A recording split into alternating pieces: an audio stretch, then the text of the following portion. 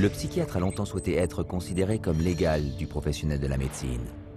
Mais si le médecin peut recourir à des examens cliniques pour prouver l'existence ou l'absence d'une maladie, le psychiatre, quant à lui, n'en dispose pas. There is no objective testing in psychiatry. There is no blood test, there is no urine test, there is no biopsy. There's nothing that objectively proves that there's anything physiologically or biochemically wrong that's creating your symptoms. With cancer, you can do a screening and it's there or not. You can look at the cells and you can tell if it's there. Different diseases, you can look at it and you can see it under a microscope, or you can see it in an MRI, or you can see it in a CAT scan. With mental health, you can't see it. It can't be diagnosed in a medical procedure. It's all subjective. Ainsi, la question se pose. Puisqu'il ne peut s'appuyer sur aucun examen clinique permettant de détecter la présence ou l'absence de problème mental, comment le système de diagnostic de la psychiatrie fonctionne-t-il? Et comment son utilisation est-elle devenue si répandue?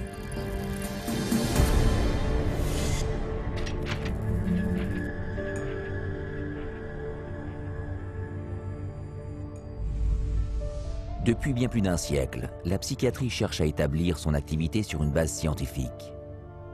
Vers la fin du 19e siècle, un psychiatre allemand, Emil Kraepelin, fut le premier à essayer de classer les problèmes mentaux dans la catégorie de maladies médicales. Bien qu'il ait dédié sa vie à essayer de prouver que l'origine de ces problèmes était d'ordre biologique ou héréditaire, il n'y parvint jamais. En fin de compte, il conclut qu'il était presque impossible de distinguer, sur une base scientifique, qui est sain d'esprit et qui ne l'est pas.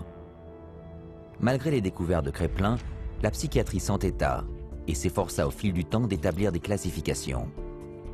Ceci aboutit à la première édition du Manuel diagnostique et statistique des troubles mentaux, publié par l'Association psychiatrique américaine en 1952. Ce petit manuel de 130 pages, intitulé DSM-1, décrivait 112 soi-disant troubles mentaux, établis non pas selon une procédure scientifique standard, mais en envoyant des bulletins de vote par correspondance à 10% des membres de l'Association psychiatrique américaine. Dans la deuxième édition du DSM en 1968, la liste atteignit désormais 145 désordres mentaux. Ces troubles n'étaient pas le résultat d'une démarche scientifique, bien que leur description soit accompagnée de théories portant sur leurs origines. Mais du fait de la grande popularité dont jouissaient certains psychotropes, entre autres le Miltown et le Valium, le corps psychiatrique prit conscience qu'il leur fallait une explication biologique pour justifier leurs ordonnances. Ils la trouvèrent dans un article écrit par le psychiatre Dr Joseph Schildkraut. Bien que Schildkraut n'ait aucun moyen de découvrir la composition chimique normale du cerveau, il formula la théorie selon laquelle il était possible que les problèmes mentaux soient causés par un déséquilibre biochimique des neurotransmetteurs du cerveau. It's a great line, the chemical imbalance. There's no evidence for it. There is no way you can measure or document that such a thing occurs in the first place. There are no lab tests to see what your neurotransmitter levels are or how much you need and how off your balance is. Chemical imbalance sounds good, sounds scientific, but whereas, you know, as we know, there isn't any way to measure what the balance is. There is no identifiable chemical imbalance in the human brain other than the chemical imbalance that comes from putting a medication in that brain. And so we've been sold that there's a chemical imbalance, but there's no science to back that up. Bien que Schildkraut n'ait jamais pu prouver sa théorie du déséquilibre chimique, il était trop tard. Le corps psychiatrique l'avait déjà adoptée, car elle représentait une explication médicale plausible des troubles répertoriés dans le DSM. Mais sans le moindre examen clinique confirmant ce déséquilibre chimique, la psychiatrie était toujours freinée par le manque sévère d'homogénéité dans ses diagnostics. De plus, les psychiatres étaient souvent incapables de distinguer un aliéné d'une personne saine d'esprit. Cette incapacité fut mise en lumière en 1972, lors de la fameuse expérience conduite par le docteur Rosenhan. 8 volontaires en bonne santé se présentèrent dans un hôpital psychiatrique, en disant qu'ils entendaient une voix qui leur disait uniquement les mots « vide »,« creux » ou « bruit ». Ils ne présentaient aucun autre symptôme psychiatrique.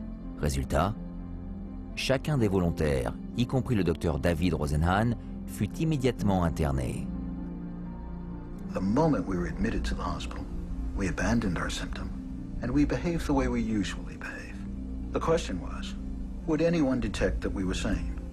The answer was, no. No one ever did. On diagnostiqua une schizophrénie chez tous ces volontaires, sauf un. Ils ne furent autorisés à sortir qu'après avoir admis être vraiment mentalement malades et en rémission. Quand le corps psychiatrique découvrit la supercherie, il devint furieux. Un des hôpitaux défia le docteur Rosenhan d'envoyer d'autres volontaires. Il se disait capable de repérer les pseudo-patients. 3 mois plus tard, ils annoncèrent fièrement que 193 patients s'étaient présentés, qu'ils avaient refusé d'en traiter 41 qui prétendaient être malades et qu'ils en soupçonnaient 42 autres. Le problème, c'est que le docteur Rosenhan n'avait envoyé personne. 70 ans plus tard, la conclusion d'Émile Kraepelin, selon laquelle la psychiatrie était incapable de distinguer qui est sain d'esprit et qui ne l'est pas, avait de nouveau été prouvée. Le docteur Rosenhan conclut son étude en stipulant « Tout procédé de diagnostic qui se prête trop facilement à des erreurs de cette taille ne pourrait être fiable ». L'embarras créé par l'expérience du docteur Rosenhan ne fut pas la seule raison du changement d'approche qu'entreprit la direction de la psychiatrie dans le domaine du diagnostic. Avec l'explosion du marché des psychotropes, la psychiatrie changea radicalement sa façon de promouvoir les troubles mentaux. Et la 3e édition du DSM, dirigée par le psychiatre Dr Robert Spitzer, présentait une approche franchement biologique, centrée sur le cerveau. Contrairement aux éditions précédentes, le DSM-3 en cours de préparation supposait que les problèmes mentaux découlaient d'anomalies du cerveau. Et au lieu de décrire les causes psychologiques de souffrance mentale, le DSM-3 présentait seulement des listes de symptômes.